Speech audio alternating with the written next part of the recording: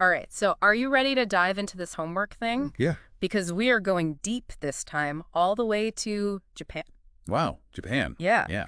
They had this simulated parliamentary debate about completely abolishing homework. Oh, wow. So like what a thought experiment. Totally. And it's actually more relevant than you might think, even if you love homework or hate it, Uh-huh. There's some really interesting stuff here. We're going to hear arguments from both sides. Okay, cool. Starting with the prime minister who's team no more homework. Okay, interesting. And they start off, by defining what homework even is. Yeah. Which is, all those assignments students have to do outside of school hours. Right, right. But then they get into the emotional part, Oh, how? all the stress it causes for students and how that impacts their mental health. Oh, yeah. And even their motivation to learn. Yeah, it could be a lot. I could see that. And then they make this connection between homework and these bigger ideas, So- like student well-being and happiness. Interesting. And it makes you think have we been focusing too much on just, getting the work done Right, yeah. instead of the bigger picture of how kids are actually feeling? Makes you think for sure.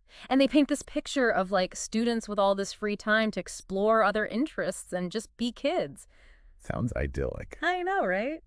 But of course, the leader of the opposition has something to say about that. Oh, I bet they do. They're like, hold on a second. It's not the homework itself, it's bad time management skills. Oh, so they're blaming the students a little bit? Yeah, kind of a bold move. But it sets up their main argument, which is that homework is actually good for you. Oh, okay. Because it gives students more chances to practice and really understand what they're learning. Makes sense. And they use math as an example, working through those problems helps the concept stick. Yeah, that's true for a lot of subjects. But couldn't that practice just happen during school hours? Well, that's what the next member of government brings up. They're basically like, why do we even need homework if schools should be giving enough practice already? So are they saying homework is just extra work? Kind of, yeah. They're saying it might not be necessary. Interesting. But then what about all that practice makes perfect stuff? Well, they actually flip the stress argument. Oh, how do they do that? They say it's not just the amount of work, but the fact that homework makes kids tired, Oh, yeah? which then makes it hard to concentrate and actually hurts their learning. So it's counterproductive. Exactly. Yeah. Even if they're doing the work, Yeah, they might not be absorbing it because they're exhausted. that makes sense. And then they bring up another big point, fairness. Oh, right. They point out that not all students have a perfect place to study at home. Yeah, that's true. Some have quiet spaces and help from their families and some don't. So homework isn't really a level playing field. Exactly. Which puts the member of the opposition in a tricky spot. I can imagine. Now they have to deal with both the fairness issue and defend the learning benefits of homework. So what do they say? Well, they double down on time management as the answer to stress. Okay, but like we were saying, not everyone is good at that. Right. It's easier said than done. But what's interesting is how they reframe the fairness thing. Okay, how's that? They say homework actually teaches important life skills, Like what? like independence and problem solving, and that those skills are important no matter what your home life is like. So they're saying it helps students overcome those inequalities. Yeah, basically. But I don't know how convincing that really is. Yeah, it's a tough one. It's like putting a Band-Aid on a much bigger problem, Yeah, I see that.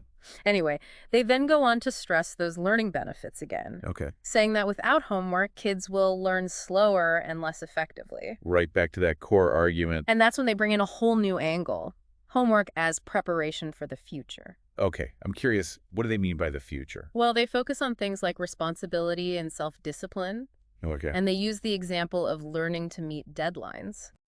So like real world skills. Exactly. Homework is training you to succeed in the real world. But it kind of assumes that those skills can only be learned through homework. Right, there might be other ways. And that's what the prime minister argues in their rebuttal. Okay, how so? They're like, hey, kids can learn responsibility through other things, too. Oh, like what kinds of things? Like clubs, sports, even part-time jobs. So it's not about saying those skills aren't important, Right. but questioning if homework is the only way to get them. Exactly. And they wrap up by saying that their side is all about student well-being Okay. and creating a more fair education system. Which brings us to the leader of the opposition's closing statement. Yep. And as you might guess, they bring it back to learning as the most important part of education. Of course. They say homework is crucial for practicing what you've learned and remembering it, Makes sense. and that without it, we risk losing academic rigor. Okay. And they remind everyone of their main points, the learning benefit, the independence thing, and preparing students for the future. It's a solid argument for sure. Yeah.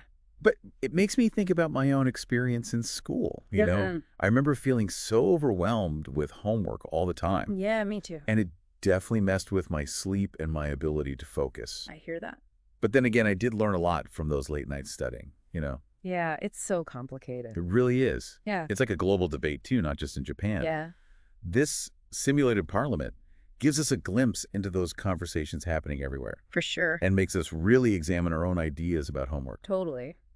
So what stood out to you the most in these opening arguments? I think for me, it's how relatable those arguments are. Even though it's happening in Japan, it's like the same worries we have here. Exactly. It's universal. Suit well-being versus grades and whether homework is actually fair, It's something every education system struggles with. And it makes you realize this isn't just a Japanese debate. It's a global one. Totally. Yeah. And it actually reflects a real trend in education. Oh, yeah. Yeah, like in Finland and Canada, they're seriously cutting back on homework. I've heard about that. They're like putting kids first. Yeah, they're trying to make learning fun without all the pressure. It's cool to see that reflected in this debate. Even if it's just a simulation, it shows what people are thinking about. Definitely.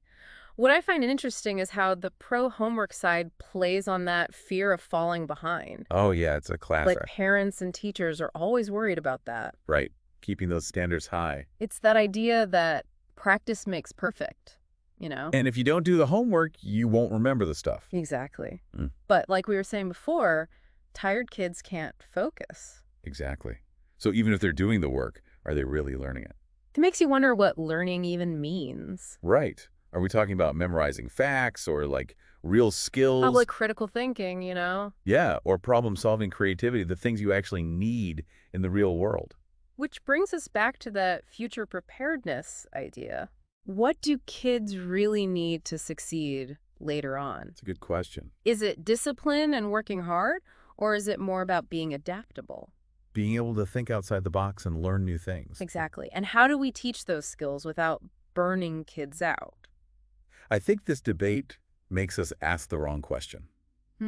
Okay. Instead of abolishing homework completely, what if we changed what it is?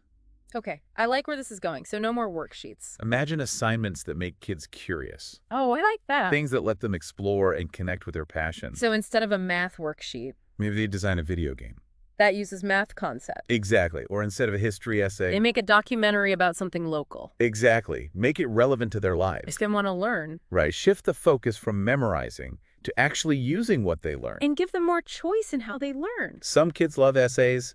Others might make videos or podcasts. The point is to make it meaningful. And maybe that way we can bring back that love of learning.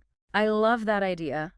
But let's be real, even with creative homework, there will be challenges. Of course. Not all kids are self-motivated, Right. And finding that balance between learning and well-being is hard. Yeah. And we can't forget about teachers. Oh, yeah. They're the ones in the trenches. Trying to make all this work. Exactly. Their perspective is so important.